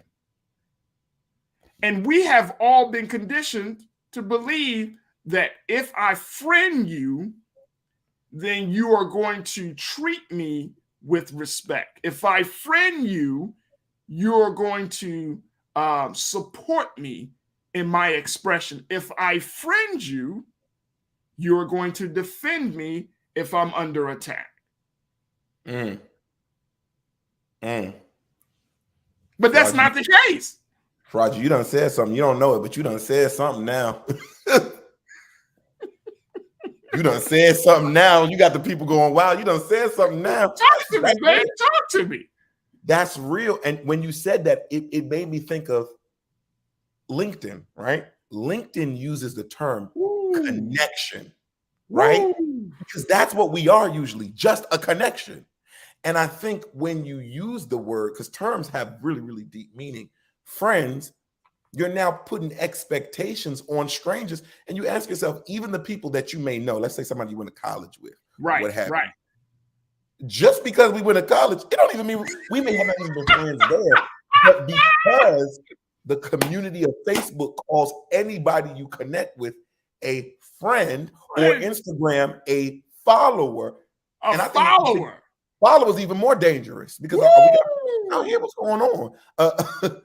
But I think those terms, because again, we're social, we're human beings, those terms have now morphed how we view a friend. And now maybe in real life, we're expecting people who may just be transactional to be friends when they just might be what LinkedIn says, a connection. And see, that's that's why I love having you on, Sinead. Why they put us together? Hey man, this is critical thinking 101. Look, that's the point. You know what I'm saying? And so when we're talking about, you started this whole conversation talking about consequence culture, right? Like this, there is a consequence, right? this puts us all in a space where we have to be considerate of everybody that we're connected or linked into, that follows us or that friends us, right? Because now when you can't just say anything. And I think there is a small revolution that is happening in this country on social media where people feel like they have to walk on eggshells. Because why? Here's why. I'm gonna lay it out. We want as many people on to gravitate towards us. So we want the number of followers. We want the number of connections. We want the number of friends. But we want to be able to say anything we want without any consequence. We want to be able to just express ourselves with no repercussions. And guess what? You can't. I was waiting for it. You really can't. If you are just accepting people, like if you get like Sinead, who's been on the show, your followers are going up. You know, people are saying, "Oh, Sinead, I saw you on Black Star, boom, boom, boom, boom, boom," and you're like, "Yeah," and you finagle this, and this is what happens in the media space for me and other folks, right? So we you know, I'm on the show and then I put it out there and people are like, "Oh, I love that show," and I like, okay, so I'm a friend this. Now I don't know the ideology of everybody that I'm friends with or I connect with, or I don't know, but I'm assuming that hey, you know what? If you want to be friends with me, you must have done your research. And it's not like that. This thing is becoming about numbers. This is about, okay, how many people can I get on my friends list? Because then from the media side, let me tell y'all folks, when I go and do certain events, right? Some events, they actually ask you the question, well, how many followers do you have? Right? If I say, oh, I got 2,500 followers. Oh, I'm so sorry. You know, we wanted to have somebody that has 10,000 followers. But y'all not really following me, because if I express myself a certain way, them 10,000 folks are going to, some of them 10,000 folks are going to be offended. Some of those 10,000 folks are going to feel left out and disregarded. It's like we are put ourselves in these catch-22 situations, and then we become canceled. And as a result of that, we're trying to figure it out. Like, is it strange that celebrities can say the wildest stuff out of their mouths and then they get canceled? Because guess what? Some people follow them because of who they are, and some people follow them because of their ideology, and some people follow them because it's the cool thing to do. But you're not going to be able, and I saw one of our watchers say, you're not going to be able to please everyone. You just can't.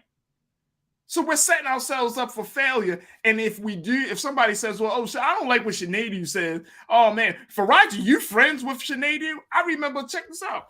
Case in point, and then we're gonna wrap this up. There was a very serious situation with a person in Baltimore who had gotten into a domestic situation. I knew the dude. I knew the brother. Don't know the sister. The sister posted some very personal details about this domestic situation, about the dude, with pictures, Sinead. Long stories, you know. And I know that's where we are now on social media. Like, we put out our personal details, personal information. I want to tell y'all who the real side of this person, that type of thing. Now, now, here's the dilemma that puts on us who follow the guy. Now we got to figure out, do we just take her word for it? Or do we jump into the conversation and say, well, he really did that, and start to, quote unquote, do our little investigation? Or do you unfollow the person because of what another person's experience and account? You see what I'm saying? And now, for me, it don't have to be that extreme. It could just be based on somebody, or say they said something. They said something about LGBTQ. They said something about black people. They said something. But it puts this responsibility on us in a way where we just have to figure out, like, damn, do I want to be associated with this kind of person? And that's the hard part. That's the hard part. What you got your final words on this? I was going to say that's a really good point. Saying that a couple times in my life. I was just going to say something about what you were saying about the followers. Yeah. Remember, let's break down the word social media. When people start looking, when we see people going crazy over the follower stuff, where did that come from? Right. It came from media, where the metric was how many people were watching my show. And once media got built off of how many people are watching, then media became more of entertainment than information, like the news. Check Fox News 30 years ago. Check CNN 30 years ago. Check CBS, ABC 30, 40 years ago. And see how that changed, because now we're basing truth not off of its validity, but off of numbers. We have to be very, very careful with this number game that we play in social media, and saying that because this person has this much, that they are valued by. It's almost like Black Mirror had an episode about that, about how it's like we're ranking human beings. Right. Could you imagine, by these numbers? That's right. Dangerous. That's dangerous. Woo! And when the real ranking, I'm gonna lead us there. The real ranking at the end of the day, the real one, the only one that matters, man can't follow or unfollow. So we have to be careful with what we are, with these powers that we're given to mere beings. Hey, look, and you and just to go even further, well, I'm not gonna say go further because that's high. I'm gonna add to it. Let's add to it. The fact is, you made an excellent point. We have unfortunately diminished a person's value to a comment.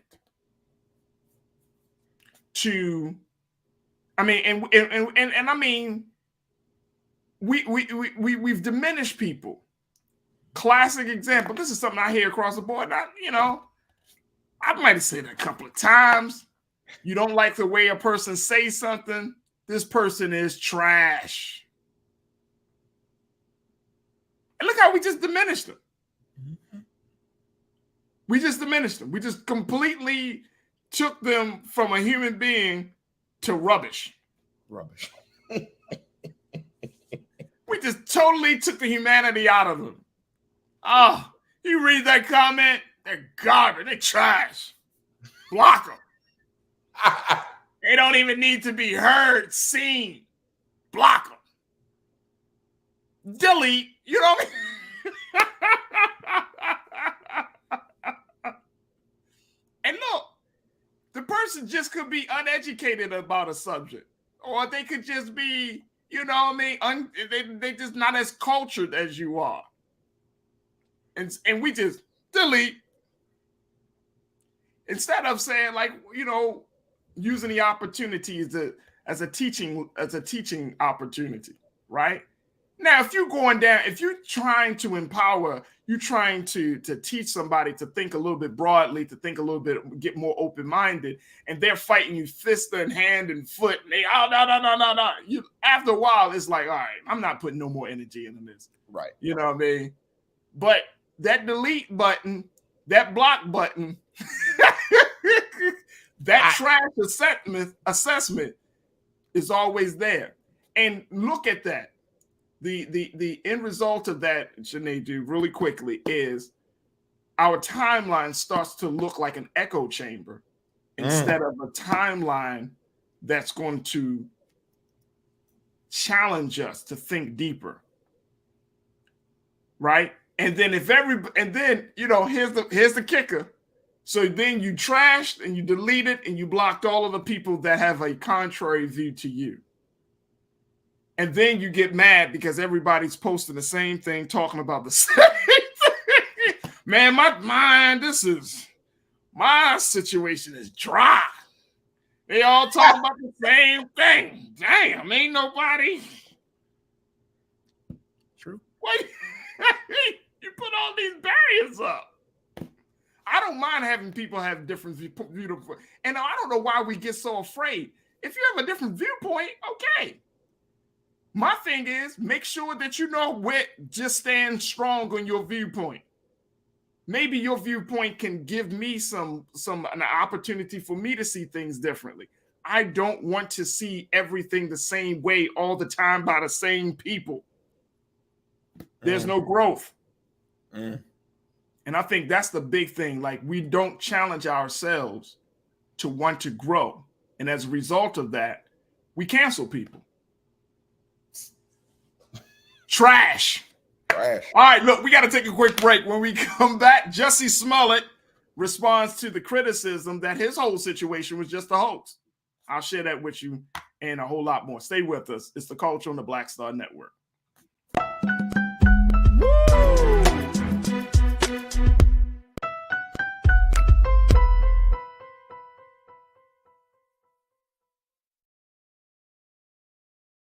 Love our new Alexa. It's a Buick.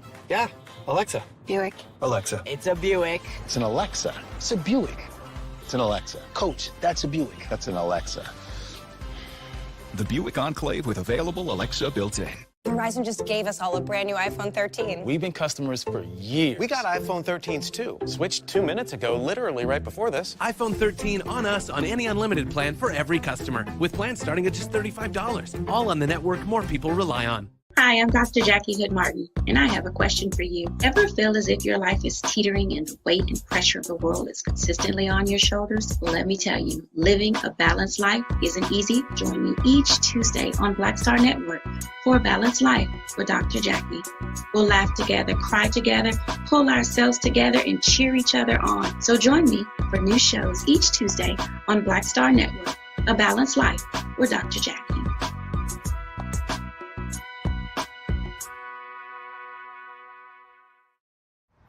How about sushi? I just had sushi for lunch yesterday.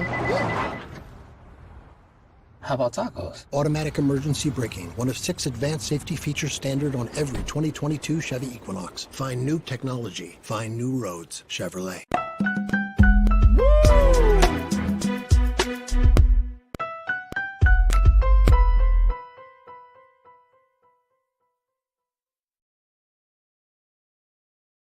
All right, folks, let us now talk about something that I think all of you are very interested in. Jussie Smollett. Oh, man. The Empire actor is once again pleading his case in the court of public opinion when he had recently gone on to the radio show Sway in the Morning to talk about all of the criticism that he has been getting as a result of his situation. He gets mad at people for not believing that all that he went through, the racial attack that he talked about, was still seen as a hoax. He can't believe it. And more importantly, he says that as a result of that so many people that he thought would be riding with him, his real friends, he's now seeing as they're in their true light. He said it on Sway in the Morning. Let me just share with you this quote, Ariel. Let's post the Mr. Smollett's quote. He said during the interview with Sway, he also shared advice a friend gave him a few years ago. He said, "You may look at everything now and think that this is bad." Someone close to the actor observed. He said, "You needed to mow the lawn so you can see all the snakes in your grass." He said, this is what Jussie said. He said, "I do hold some people accountable for the things that they said, for the things that they did, for the ways that they reacted, because half of those people should have picked up the fucking phone and called me because they had my number, and they didn't. I hold the people that went out there and said shit. I hold them to something, and not the people that don't know me, but the people that do know me. Fuck out of here. Y'all know better than that. And y'all did that. That was some PR bullshit. And you know who you are. and I will not name names, and I love everybody, but I don't like everybody. That's Jussie Smollett showing how mad he is about the situation. Sinead, good to... Man. What is going? What? Just let it go. It's sometimes, it's best to say nothing, right? Right.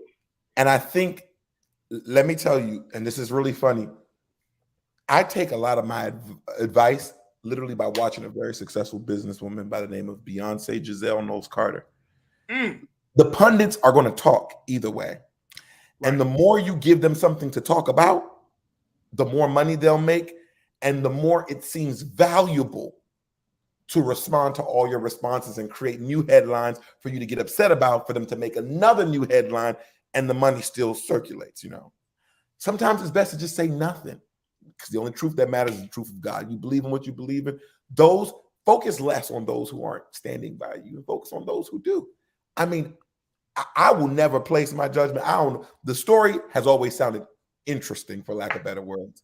But Jussie, I hope, again, learning lessons. I hope he learned something from the entire situation. And also, he had said this on Sway, he held himself accountable for his ego. Because even when it came out and when everybody was on your side, you were flaunting, I'm the gay Tupac and all that crazy. You have to be careful. You have to be careful what comes out of your mouth, because, it ain't over until it's over. And even when it's over, it can be resurrected. We all know that. I'm tired of hearing about Jussie, or as Dave Chappelle would say, Jussie Smollett. I thought that was very funny that Dave Chappelle said that. But what I think is important, in my opinion, is what are you doing now? I think he just produced a movie on BET. I think he's doing focus. And that's what you have to take. And I know you know this, Farajii, because you're in the media. When they throw them questions at you, you got to know how to redirect and go right to what you're doing. Come on, man. It's like you got the worst publicist. Yeah. No, seriously. What we're seeing with Jussie Smollett is exactly what we were just talking about. When you have the wrong people around you, somebody got to tell Jussie, like, man, look, you may believe that this is the situation, but the people don't believe it. Stop talking about it, because you're going to look crazier and crazier. You know what I'm saying? I wonder, look, man, when you're a celebrity, get some people that you grew up with around you, not the people that you meet while you're at a successful or high moment in your life. Get the folks that are like, that's when you need people, that's when you need those real friends to be like, yo, you sound crazy, bro. Man, stop that shit, man. Chill out. Chill out, man. Move on. People have moved on. You keep bringing it up, and you're going to keep being fodder. People are going to keep laughing at your pain, bro. Move on. You know what I'm saying? Like just, come on, man. Come on, man. Stop doing it, Jussie. Jussie, stop doing this to yourself. And the sad part about it, we really have moved on. After that last trial, after he came out of prison, we stopped talking about it. Then I came across this and I was like, oh boy. I thought it was a nice update for all of you folks. So there's my gift to you. But no, seriously, like, move on. No one at this point, people are going to have their view of what you did or did not do. And at this point, just move on. Stop talking about it. Talk about, like you said, Sinead, you talk about your next project. What can people expect you to do? Move on. Because this thing, we want to forget it. Why can't you? There it is. Look, up next, we're going to take another pause. When we come back, quick pause. When we come back, let me tell you about what some things that are trending right now. Stay with us. It's Trends Posting doing the most up next here on The Culture.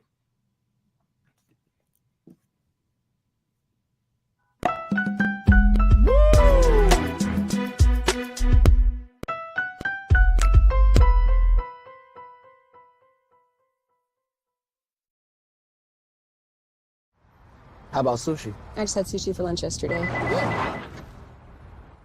How about tacos? Automatic emergency braking, one of 6 advanced safety features standard on every 2022 Chevy Equinox. Find new technology. Find new roads. Chevrolet. We're all impacted by the culture, whether we know it or not. From politics to music and entertainment, it's a huge part of our lives, and we're going to talk about it every day right here on The Culture with me, Farajii Muhammad, only on the Black Star Network.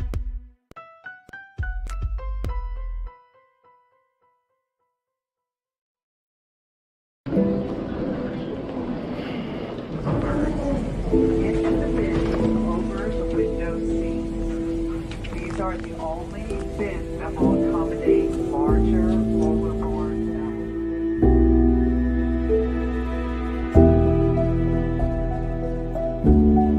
They put 10 in here? 10, and you don't come out till you die. And you eat him, you eat 10. Oh my God.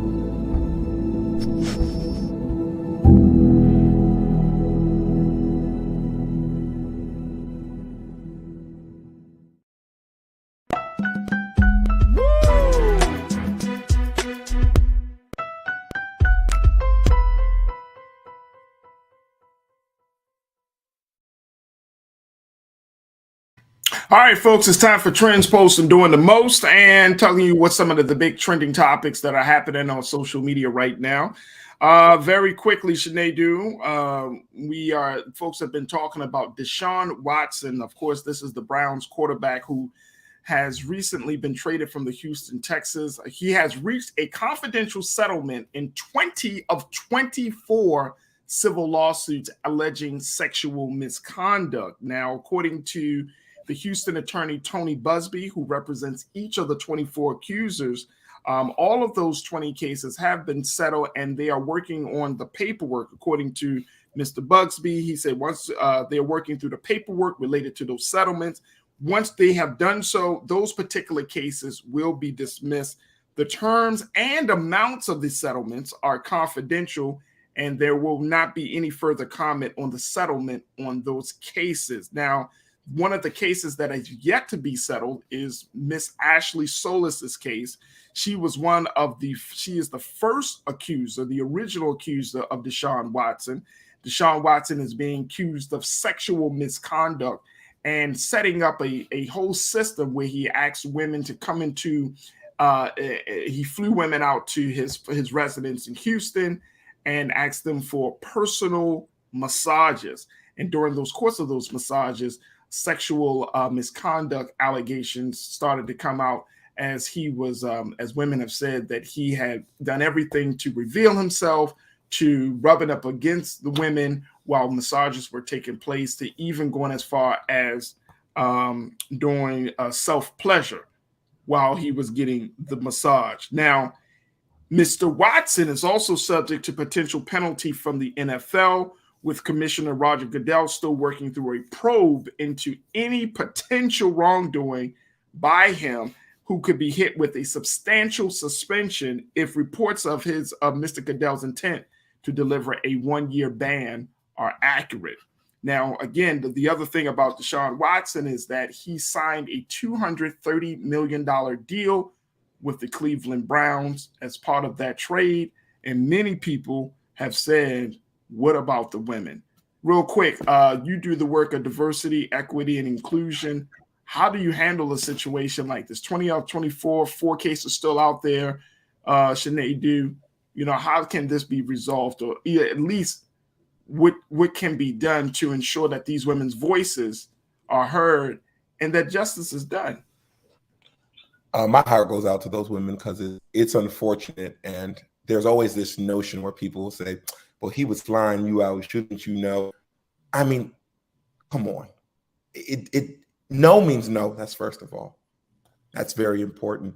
I feel terrible for them because of the pain that they're going through. And what I have to say is let this be a lesson to many of people that we have to be careful in our movements. We have to be careful in the things that we expect to do. And if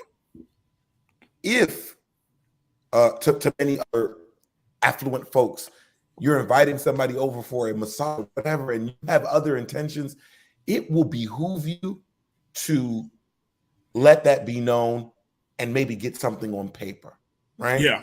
Very, very important.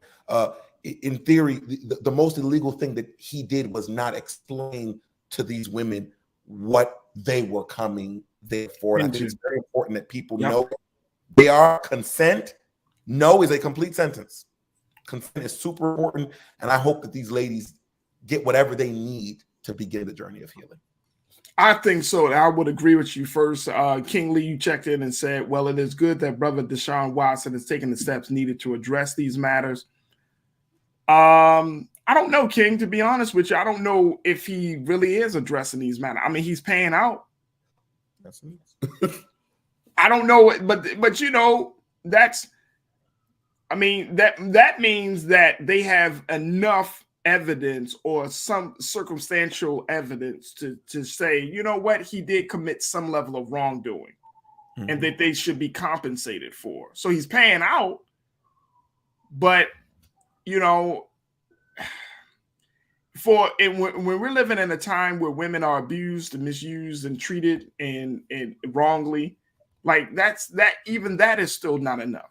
You know what I mean? Like that is still not enough. And I'm talking about, you got 24 women who have lawsuits against you.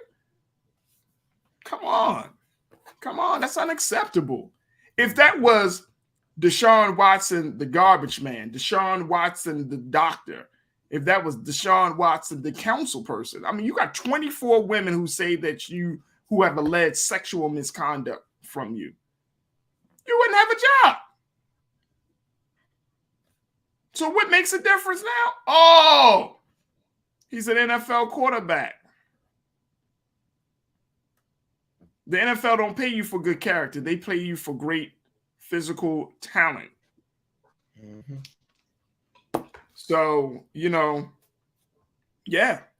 I don't get it. I just don't get it. But to your point, brother, I hope the women are finding some healing. Do I want to see the brother go taken down? And I'm trying. No, it's just about he got to take accountability, and then we got to know when we violate. Like there are consequences to that. That's just very simple. No means no, and just because a woman is in a space, it doesn't matter what time of day. If she's coming for one intent and you come in because you trying to deceive her and trying to, you know what I mean, trying to influence her to do something that she's not comfortable with doing, there's still a violation. Still a violation. Yeah. Here's some other news that is trending right now, though on a much lighter note as we close out the show. Sinead, do you still eat at KFC? What's formerly known as Kentucky Fried Chicken? No, but from time to time. If there's no Popeyes around, maybe. All right, well, then you can appreciate this, folks. KFC has gone so far, and you know, their branding for a very long time was always, you know, their food is finger licking good. Well, they've taken it to the next level by designing what they call finger sporks to help you enjoy their side dish. Look at this, folks. Look at this. Finger sport.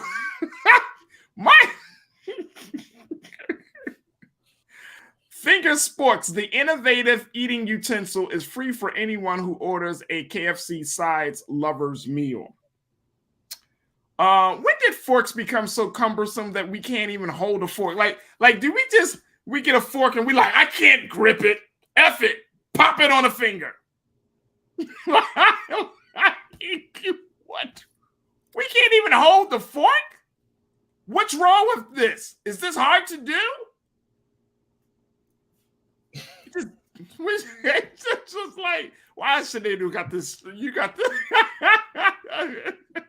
You know my background and my family from Africa, so certain things we can talk about forks and sports.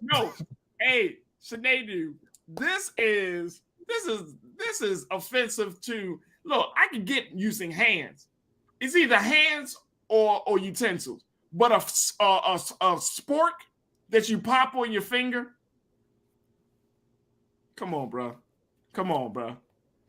Like, this is harder. Like, I know people that I can't even get, bro, this is harder. Like, can you imagine eating corn with this? You just like, you're gonna look dumb. Yeah, girl. That's crazy, girl. You look crazy. The mashed potatoes, you know how the mashed potatoes get, you get a little harder. So you gotta, what do you say to your children? Don't eat with your hands.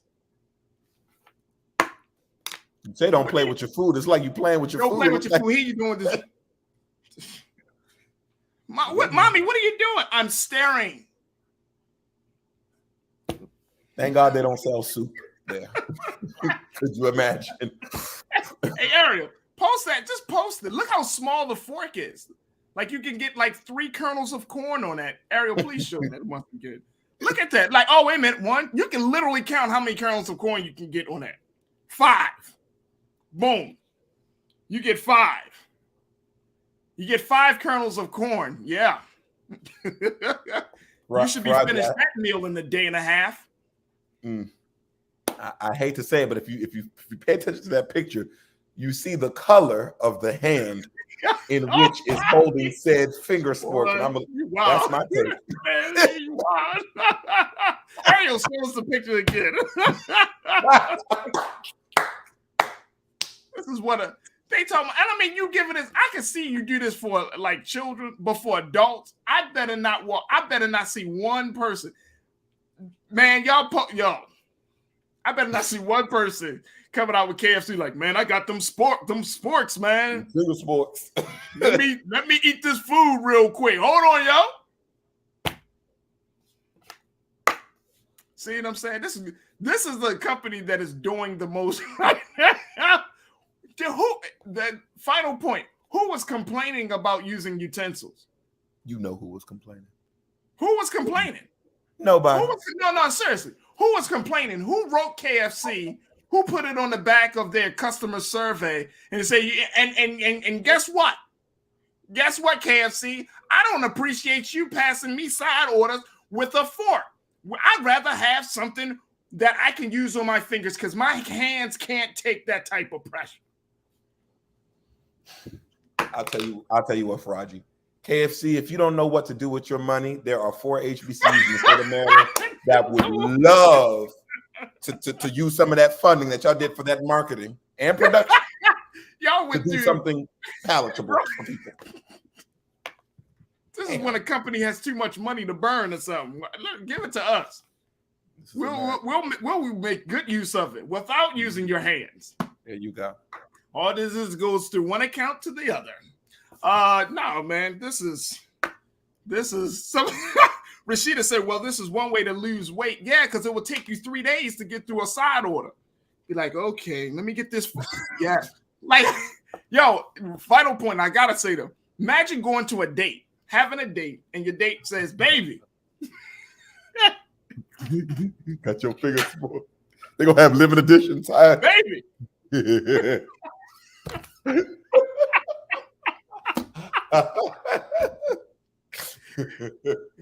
Ladies, the man pulls out the sport. You know how you open up the bag and you just dump everything on the table and you looking past the spork and like, I see you got these baby forks. Where's the utensils? That is the utensils, baby.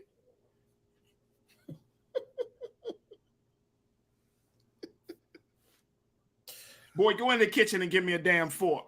There you go. Give me a damn fork. Rodney, get me a damn fork. Baby, I thought this would be fun. You finger licking good, girl. Did they think it's going to bring them more customers? That's my question. Because you see, people went crazy when they went from plastic straws to paper straws. People were in an uproar in this country, and you thought downgrading me to a baby Gerber spoon. I tell you, boy. I tell you. KFC. I needed that laugh. KFC. Invest your money with Black Star. There you go. Invest it with Black Star KFC. Come on over We here. run a couple ads for you. Invest your money over here with the people. We just want the ads with people using utensils, but invest your money with Black Star. Please. Oh my gosh. Man, oh man, there it is. All right, folks. That's it for Trends Posting Doing the Most. Shanadu, always good to hear from you, brother. Thank you so much for checking in. Man, it's a pleasure to be here. Thank you so much for the time, brother. Absolutely. Thank you for being so good for the culture. Yes, sir. Oh, family. All right, family. That's going to do it for me. I'm sorry. Woo! I think I am going to go to KFC just to get the sports, man. I got to see how small. They look small. They like child size. What is that? Anyway, thank you so much for tuning in, folks. We want to thank our very special guest, Dr. Gerald Horn, for joining us today. Tomorrow, we're going to have some great conversations. We're going to be talking to the CEO of the National Leagues of Cities, which is the summit that where cities from all across the country participate in to discuss how they plan to make their cities more amenable. And we're asking the big question, what is going to be the future of cities? So we'll have Mr. Clarence Anthony to join us to have that conversation. Also tomorrow, we're going to talk about National HIV Testing Day. So for those who may be wondering what their status is, tomorrow we'll give you some of the key information on how you can keep yourself healthy and promote good health among your people, your community, your family. So we're going to have those discussions tomorrow. All right. Make sure you support us here at Black Star Network. We need your support because we are Black-owned media that is truly for Black folks. Make sure you go to our website at blackstarnetwork.com and support us through Cash App, PayPal, Venmo, and Zelle, or you can just show your support by downloading the app for free on all of your devices, as well as letting your family and friends know that Black-owned media is here and we're here to stay. So do that at blackstarnetwork.com. All right, 6 o'clock Eastern Standard Time is Big Brother Roland Martin with RMU, Roland Martin Unfiltered. And as always, never be afraid to challenge what's wrong. Stand for what's right while being yourself in the process. God willing, we'll talk tomorrow for another exciting set of conversations right here on The Culture, only and exclusively seen here on the Black Star Network. Have a great evening, family. Talk to you soon. Peace.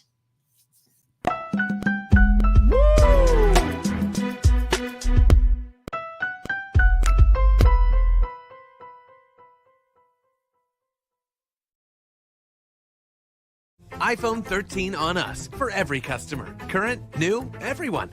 To show the love. How about sushi? I just had sushi for lunch yesterday. How about tacos? Automatic emergency braking, one of 6 advanced safety features standard on every 2022 Chevy Equinox. Find new technology. Find new roads. Chevrolet.